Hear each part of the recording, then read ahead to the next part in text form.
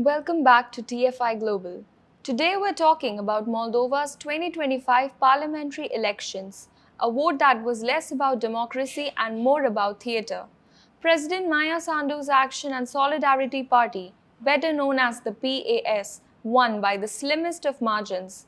But when you look closer, the entire process feels scripted, rehearsed, and already declared by the European Union before a single ballot was even counted. Western media is celebrating the outcome as a victory against Russian aggression. But here's the problem. If Russia was really interfering so heavily, why did the pro-Russian opposition collapse? Why did PAS still win? The answer is simple because all those allegations of Russian meddling were smokescreens. The real interference came from Brussels and its allies.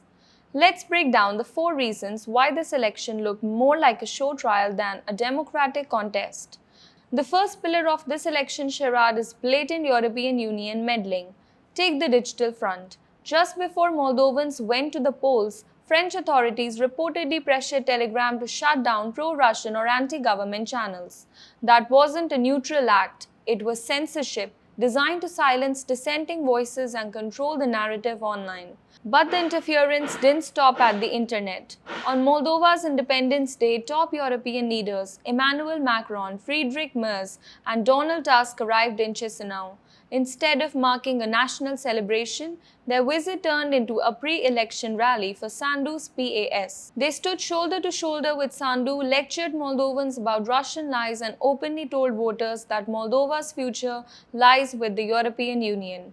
This wasn't diplomacy, it was electioneering. Imagine the outrage if Russian leaders had flown in to back the opposition.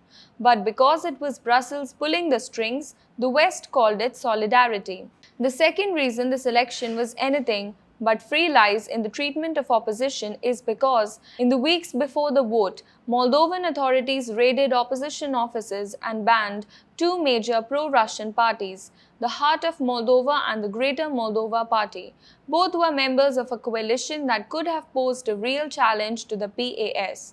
And what was the justification? Vague accusations of foreign influence and security threats. No trials, no evidence, no real debate. Just a political purge. By banning these groups, Sandu's government ensured that opposition forces went into the election fragmented and weakened.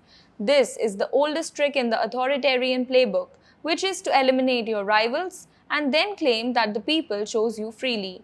Yet, Western institutions applauded. They called it defending the democracy. But let's be clear here. Banning the opposition is not democracy, it's stage management.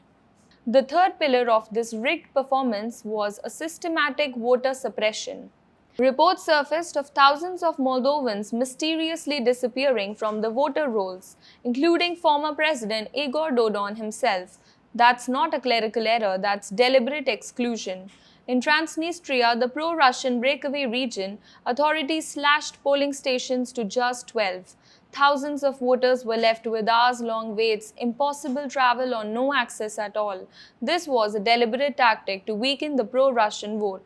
The diaspora in Russia, home to over 3 lakh Moldovans, faced even worse. Only 2 polling stations were opened in the entire country. That capped Russian-based votes at about 4,000. Compare that with the hundreds of stations opened across Western Europe where voters leaned strongly pro-PAS. This was not a free election but rather an election engineered to benefit one side. Now, here's the kicker. PAS didn't even win Moldova. Inside the country, the PAS struggled. Their support at home sat below 45%. But when the diaspora ballots were counted, especially from Italy, France and Germany, PAS suddenly crossed the 50% line. In other words, Moldova's government wasn't chosen by Moldovans living in Moldova. It was chosen by Moldovans living in the European Union. Over 2 lakh expatriates delivered the decisive margin, turning what could have been a defeat into a razor-thin victory. And who was cheering them on? the European Union politicians and institutions that had already been campaigning for the PAS. So, the victory narrative that Western media sells of Moldovans rejecting Russia and embracing Europe simply doesn't hold up. Domestically, the PAS was weak. Its survival depended on voters living abroad, under the influence of Brussels. For months, we were bombarded with warnings of Russian disinformation campaigns, a narrative designed to justify European Union meddling, silence dissent, and present the PAS as the only legitimate option.